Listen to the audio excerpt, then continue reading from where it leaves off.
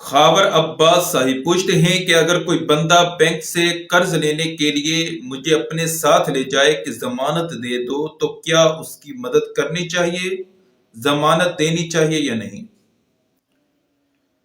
جی، اگر سودی قرض ہے تو وہ تو لینا ہی جو ہے وہ جائز نہیں ہے، اور نہ اس پر مدد کی ضمانت دینے کی اجازت ہے۔ خالد بھائی پوچھتے ہیں کہ کمرے میں پیر صاحب کی تصویر لگی ہے تو کیا نماز پڑھ سکتے ہیں یا نہیں؟